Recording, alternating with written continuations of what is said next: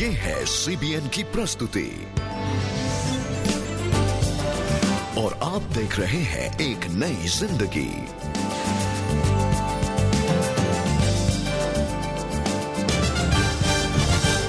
सचिन गुप्ता को कोकीन की लत ने बनाया अपना दास और दक्षिण भारत में देसम्मा की सहायता की सीबीएन ने आज एक नई जिंदगी में। असतो मा सद्गमय तमसो मा ज्योतिर्गमय मृत्योर्मा अमृतंगमय। जयते जयते मम भारत जयते। मैं हूं प्रशांत, आपका होस्ट। नमस्कार दोस्तों, मैं हूं नीतू और हम दोनों आपका स्वागत करते हैं एक नई जिंदगी में। दोस्तों, आज हम एक बहुत ही गंभीर विषय में बात करने जा रहे हैं, एडिक्शंस या लत के बारे में। दोस्तों, हो सकता है शायद आज आप या आपका कोई जान पहचान का व्यक्ति या परिवार का कोई सदस्य इस नशे का गुलाम हो। नशा किसी भी तरीके का हो सकता है, शराब, सिगरेट, ड्रग्स इत्यादि। इस नशे के कारण उसकी जिंदगी बर्बादी के कगार पे खड़ी है और उसके सारे रिश्ते जो हैं वो टूटने वाले हैं। आज हम आपको मिलाने जा रहे हैं सचिन गुप्ता से। अपनी बहुत ही छोटी उम्र में उनको लत लग गई शराब और ड्रग्स की। इस वजह से वो चिड़चिड़े हो गए, अपने घर से दूर हो गए और एकदम बेपरवाह हो गए। आखिर उनके जीवन में कुछ बदलाव आया या नहीं? आखिर उनके जीवन में फिर हुआ क्या? इन सब सवालों का जवाब जानने के लिए आइए मिलते हैं सचिन से। ऐशो आराम की जिंदगी बच्चों को सुनहरा भविष्य ही दे, ऐसा जरूरी नहीं, बल्कि कई ऐसे उदाहरण देखने को मिलते हैं जहां ऐशो आराम की जिंदगी ने बच्चों को नकारात्मक जीवन शैली की ओर धकेला है। मेरे बचपन में मेरे जीवन में कोई भी कमी या घटी नहीं थी। हर एक प्रकार की ऐशो आराम, धन दौलत की किसी प्रकार की कमी नहीं थी। लेकिन हमारे जीवन में, हमारे परिवार में कुछ ऐसी परेशानी आई जिसके कारण मेरे माता पिता को, मेरे और मेरे बड़े भाई को घर से थोड़ा दूर करना पड़ा और मुझे देहरादून में एक हॉस्टल में डाल दिया गया क्लास 8 में, और वहाँ पर मैंने अपनी पढ़ाई शुरू करी। बहुत जल्द सचिन घर के सुरक्षित वातावरण से बाहर निकल गया। उसके आवारा दोस्त उसके हर पल के साथी बन गए और उसने उनकी नशा करने की आदत को भी अपना लिया। नशों की आदतों में सिगरेट पीना, दारू पीना और चरस और ऐसी भिन्न प्रकार की चीज़ों को मैं अपने जीवन में सेवन करने लगा। स्कूल टीचर ने मुझे ड्रिंक करते हुए पकड़ लिया और मेरे घर पे फ़ोन लगाया गया कि आपका बेटा पकड़ा गया, और उन्होंने मुझे 40 दिन के लिए घर भेज दिया गया। 40 दिनों के बाद सचिन के हॉस्टल वापस जाने का समय आ गया। उसके माता पिता ने उसे समझाने की कोशिश की कि उसे गलत आदतों को छोड़कर पढ़ाई में ध्यान लगाना चाहिए। लेकिन मेरे जीवन में ड्रग एडिक्शन इतना स्ट्रांग था कि मैं ड्रग्स को नहीं छोड़ पाया, और क्लास 12 में मैं एक दिन ड्रग्स लेते हुए पकड़ा गया और मेरे स्कूल वालों ने मुझे पकड़ा और उस स्कूल से एक्सपेल कर दिया। मेरे पेरेंट्स को दिल्ली से बुलाया गया और उन्होंने बोला कि अपने बेटे को आप दिल्ली वापस ले जाएं। लेकिन मैं जब दिल्ली पहुंचा तो उन्होंने मेरा एडमिशन फिर से एक और नए स्कूल में कराया और मैंने वहाँ पर अपनी एजुकेशन फिर से शुरू करी। लेकिन वहाँ पे भी ज़्यादा देर नहीं थी कि मेरे को उस स्कूल में बैड बिहेवियर के कारण निकाल दिया गया और बोला गया कि सिर्फ मैं अपने बोर्ड्स के एग्ज़ाम देने आऊँ। मैंने अपने बोर्ड्स के एग्ज़ाम दिए और पास किया और वहाँ से निकल कर मेरे एक कॉलेज में एडमिशन हुई। लेकिन वहाँ पर भी मेरी ड्रग एडिक्शन बहुत ज़्यादा थी और फ्रीडम होने के कारण कॉलेज लाइफ में और भी मेरी ड्रग एडिक्शन बढ़ती चली गई। मैं पढ़ाई नहीं कर पाता था और क्लासेस भी अटेंड नहीं करता था, और जब मेरे 6 महीने के बाद एग्ज़ाम्स हुए तो मैं उन सभी एग्ज़ाम्स में फेल हो गया। और जब मेरे पेरेंट्स ने मेरे एग्ज़ाम्स का रिजल्ट देखा तो उन्होंने डिसीजन लिया कि मैं अपनी पढ़ाई छोड़कर फैमिली बिजनेस में हाथ बटाऊं। कारोबार में पिता का हाथ बटाने के प्रयास के बावजूद उसकी दिनचर्या नहीं बदली। शाम का वक्त वो पार्टियों और नशीली वस्तुओं के सेवन में बिताता था। वहाँ पर हम कोकेन, चरस और एक्सटेसी और एसिड जैसे नशे करते और सुबह कम से कम 3 या 4 बजे तक अपने घर वापस आता था। मेरे परिवार वाले मेरे से इतने परेशान हो गए थे कि उन्होंने घर की चाबी भी मेरे हाथ में दे दी थी कि मैं जब चाहूँ आऊँ और जा सकता हूँ। रात को जब मैं घर वापस पहुँचता 3 बजे या 4 बजे, मेरे को बहुत दुख भी होता था कि मैं अपने परिवार वालों के लिए कुछ नहीं कर रहा हूँ, इस संसार में मेरा जीवन बेकार है। और एक डर मेरे अंदर रहता था क्योंकि मेरा जो नशे का लेन देन था लोगों के साथ, मैं बहुत ही परेशान रहता था। कभी भी अपने व्यापार में मैं बिजनेस एक्सपोर्टर्स के साथ सही से बात नहीं कर पाता था क्योंकि उन नशों ने मेरी मेंटल एबिलिटी को इतना नीचे कर दिया था कि मैं किसी से आंख में आंख मिला के भी बात नहीं कर पाता था, डॉक्टर्स ने भी मेरा इलाज करने की कोशिश करी, लेकिन वो भी मेरे जीवन में नाकामयाब हुए मेरी इस एडिक्शन को लेके। सचिन की दोस्ती एक लड़की से हुई जो उसके जीवन का एक अटूट हिस्सा बन गई। इसी लड़की ने आगे चलकर सचिन को प्रभु यीशु मसीह से परिचित करवाया। लेकिन मैं अपने नशे की आदत में मैं उनका मजाक उड़ाता और प्रभु यीशु मसीह को भी भिन्न भिन्न प्रकार से उनका मजाक उड़ाता। लेकिन दूर नहीं था एक दिन कि मैं अपने कोकेन के ओवरडोज में एक दिन मैं गिर गया और मेरी सांसें कम होने लगी और मेरे नाक से खून आने लगा। और इसी दोस्त ने मेरे लिए प्रार्थना करी उस समय और मैं अपने आप को संतुलन में पाया। लेकिन इन सब चीज़ों के बावजूद भी मैं उनके विश्वास में शामिल ना हुआ। एक दिन कुछ ऐसा हुआ जिसने सचिन को बुरी तरह से झकझोर दिया। वो ड्रग्स लेने के बाद गाड़ी चला रहा था और उसे ड्रग्स का रिएक्शन होने लगा। मुझे महसूस हुआ कि मेरे कोकेन डीलर ने मेरे कोकेन के अंदर मिलावट कर रखी है और मुझे अपने शरीर में उसका रिएक्शन महसूस हुआ और मैंने अपनी गाड़ी को रोककर मैं सड़क पर ही उल्टी करने लगा। इतने दौरान में मेरे दोस्त का फोन आया कि उनके पिता की तबीयत बहुत ही खराब हो रही है और उनको मेरी मदद चाहिए कि मैं उनको अस्पताल तक लेके जाऊं। और मैंने उन्हें फ़ोन पे बताया कि मेरी हालत बहुत ही ख़राब है और मैं नहीं आ सकता। और मैं उसी हालत में उस रात को अपने घर जाके सो गया और सुबह 5 बजे एकदम से मेरी आँख खुली और मैंने सोचा कि मेरे दोस्त के पिता का क्या हुआ होगा। और मैंने उन्हें फ़ोन लगाया तो उन्होंने मुझे बताया कि कल रात को उनकी मृत्यु हो गई। और इस चीज़ ने मेरे जीवन को हिला कर रख दिया। इसके बाद सचिन कुछ ज्यादा ही मानसिक दबाव में आ गया। उसकी उदासी इस हद तक बढ़ गई कि वो आत्महत्या करने के बारे में सोचने लगा और एक दिन उसने अपने जीवन को समाप्त करने का निश्चय किया। लेकिन मुझे परमेश्वर की उपस्थिति अपने कमरे में महसूस हुई और ऐसा लगा कि प्रभु यीशु मसीह उस कमरे में खड़े हुए हैं और मुझसे कह रहे हैं कि मैं तुझे ना कभी छोड़ूंगा ना कभी त्यागूंगा और तुझे एक आशीष का कारण बनाऊंगा और लोग तुझे आशीषित कहेंगे।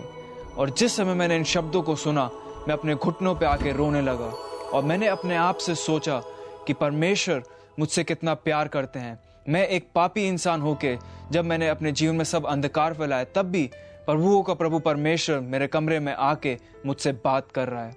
और उसी समय मैंने परमेश्वर यीशु मसीह को अपना जीवन दिया और मैं समझा कि वो ही एक रास्ता है जो मुझे सच्चाई और अच्छे मार्ग पे लेके जा सकते हैं, जो मेरे जीवन को निराशा से आशा में बदल सकते हैं, जो मुझे ड्रग एडिक्शन के दलदल से बाहर निकाल कर एक नया जीवन दे सकते हैं। जिस दिन से सचिन ने अपना जीवन प्रभु यीशु को समर्पित किया, उसके जीवन में प्रेम, शांति और आशा का संचार हुआ।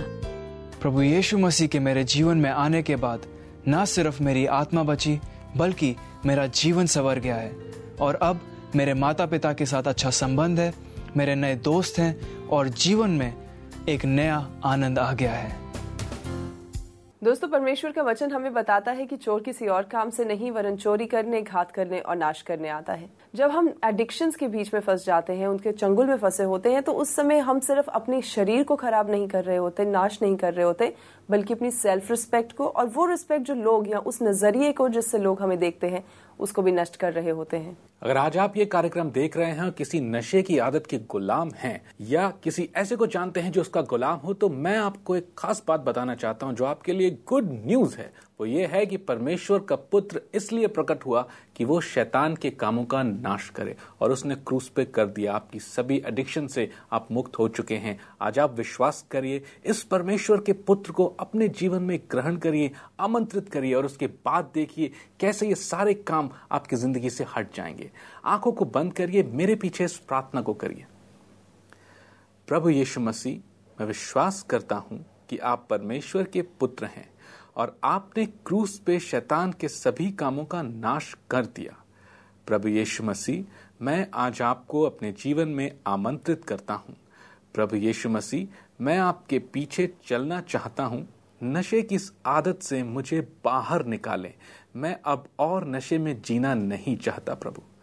जिंदगी भर आप ही के पीछे चलूंगा और आपकी आज्ञाओं को मानूंगा प्रभु।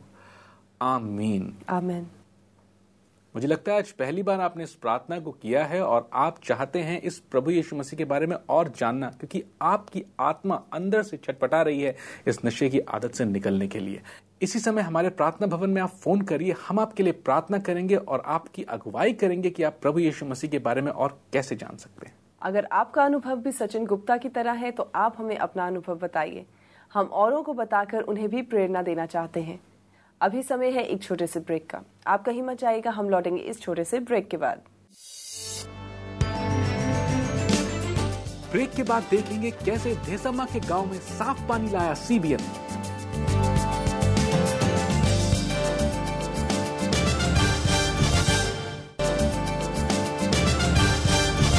ब्रेक के बाद आपका स्वागत है और आप देख रहे हैं एक नई जिंदगी। दोस्तों, आज हम आपको ले चलते हैं दक्षिण भारत के एक गांव में और मिलवाते हैं धेसम्मा से। पानी जैसी महत्वपूर्ण चीज भी धेसम्मा को बहुत मुश्किल से प्राप्त होती थी, लेकिन ऐसे में सीबीएन की टीम ने उन्हें लिविंग वाटर्स की टीम के जरिए से पानी उपलब्ध कराया। आइए देखते हैं। हमारे गाँव में ना तो नल है और ना ही कुएं जिससे पानी मिल जाए। हमें अपने बच्चों को साथ लेकर बहुत दूर से पानी भरकर लाना पड़ता था। कोंडन थांगल वीडी गांव भारत के दक्षिणी हिस्से में बसा है और यहाँ की महिलाओं को थोड़ा सा पानी लाने में ही खासी मुश्किलें उठानी पड़ती थीं। बेहद खुश्क मौसम के कारण पानी करीब 1 सदी पुराने जल स्रोतों में सूख ही गया था।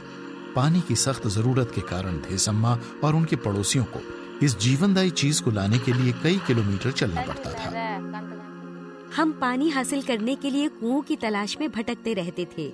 खुले कुओं में सीढ़ियों के जरिए नीचे तक पहुंचना बड़ा मुश्किल होता था। मैं एक बार में 2 बर्तन ले जा पाती थी। मेरे हाथों और सिर में बहुत दर्द होता था, पर हमारे पास और कोई विकल्प नहीं था। हमें जीने के लिए यही सब करना पड़ता था।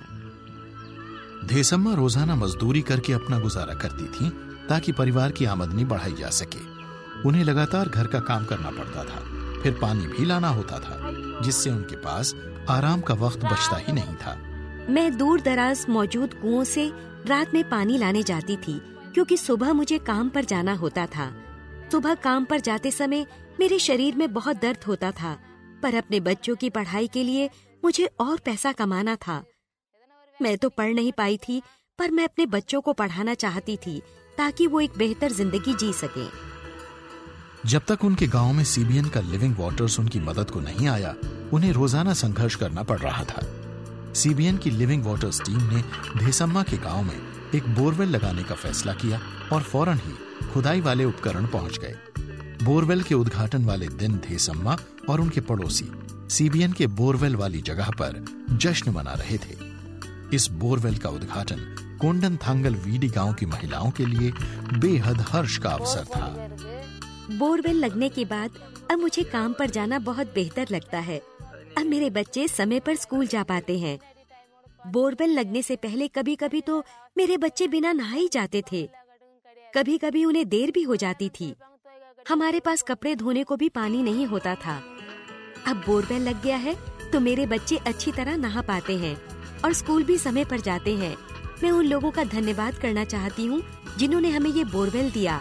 आपका बहुत बहुत धन्यवाद।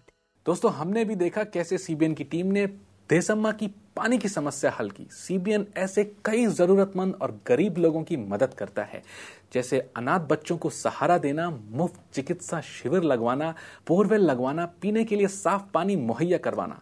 और जानते हैं, सीबीएन ये काम अकेले नहीं कर सकता है। सीबीएन को जरूरत होती है आपके साथ की। जी हाँ दोस्तों, प्रशांत ने सही कहा, हमें जरूरत है आपके साथ की। जब सीबीएन की टीम के साथ आप जुड़ते हैं तो बड़े बड़े काम होते हैं।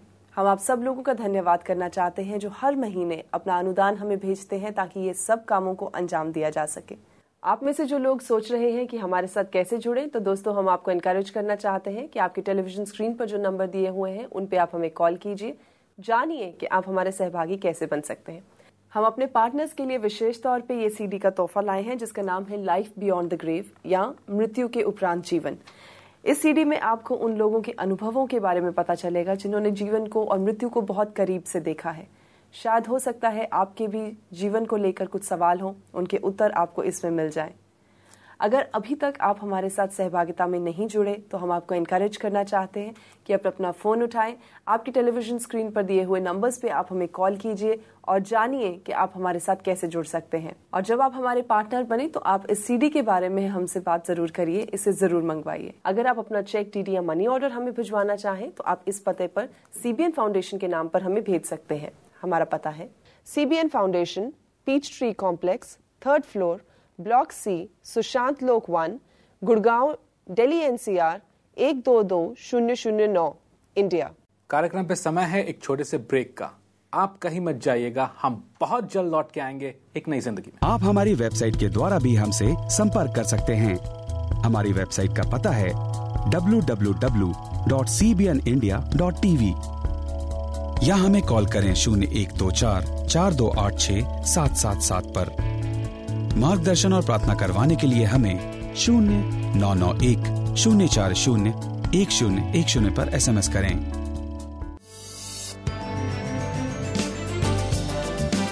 आपकी भेजी रिक्वेस्ट पढ़ेंगे और प्रार्थना करेंगे ब्रेक के बाद।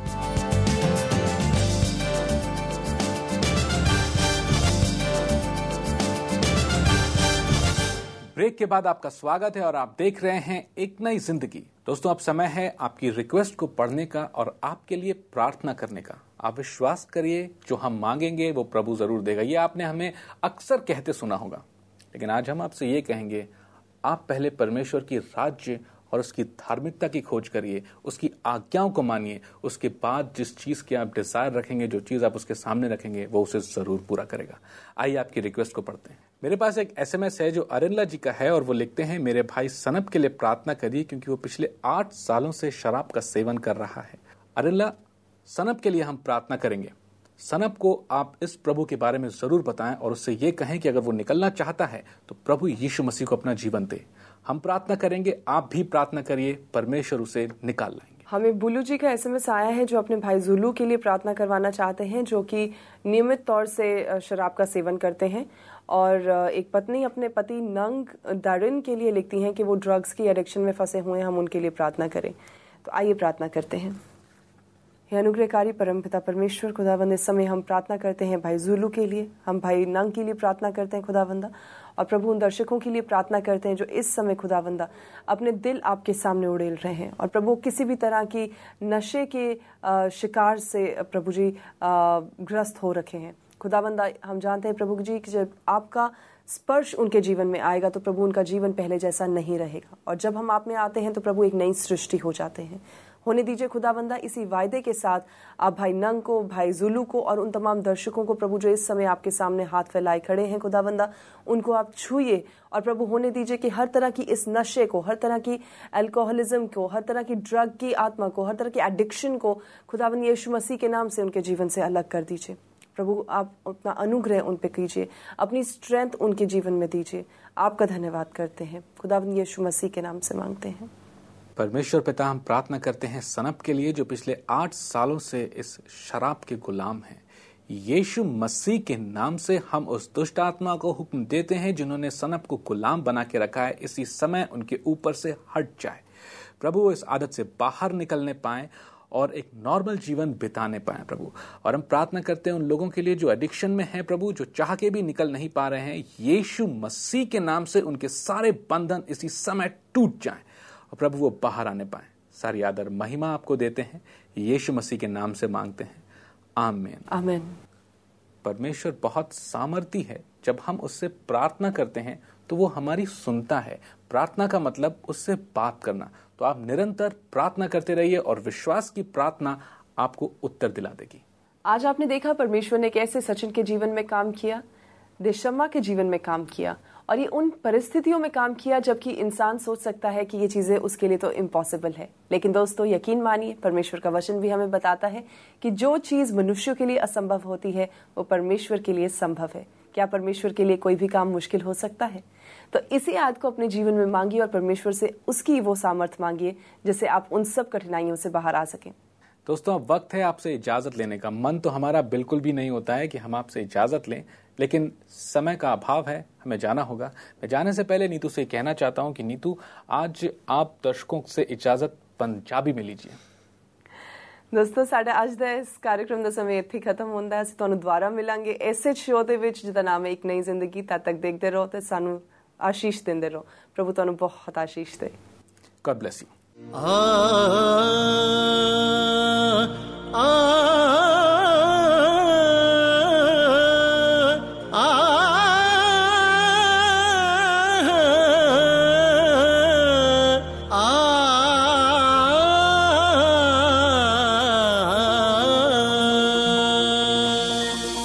रंग लिया मोहे रंग लिया, रंग लिया मोहे रंग लिया, रंग लिया मोहे रंग लिया, मोहे अपने लहू में रंग लिया। ये सुने दिया अपना मसा, दिया अपना ज़हन, मुझे अपना रूप दिया।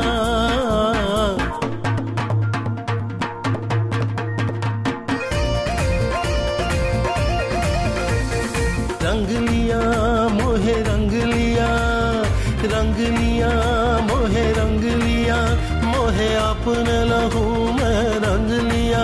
ये सुने दिया अपना मसा, दिया अपना ज़हन, मुझे अपना रूप दिया। रंग लिया मोहे रंग लिया।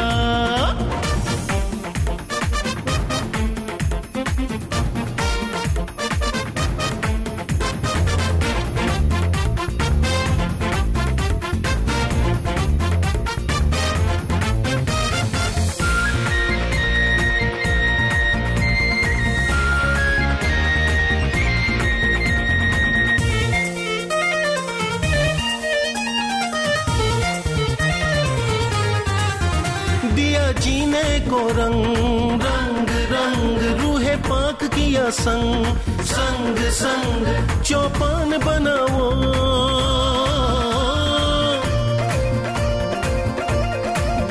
दिया जीने को रंग, रूहे पाक किया संग, चौपान बनाओ।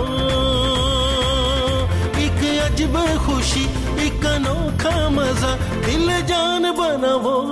ओ ओ ओ ओ संग लिया मोहे संग लिया, संग लिया मोहे संग लिया, मोहे संग लिया।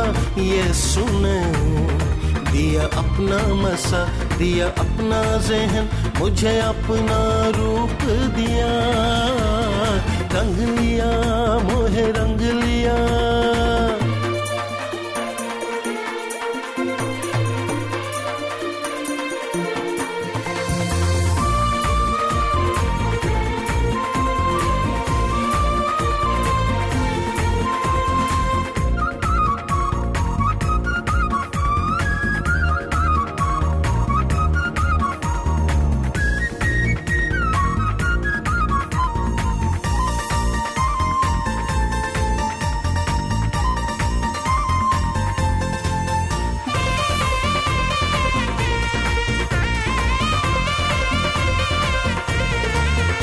अब जीना मसी मसी मसी, और मरना नफा नफा नफा, जपता हूँ यही।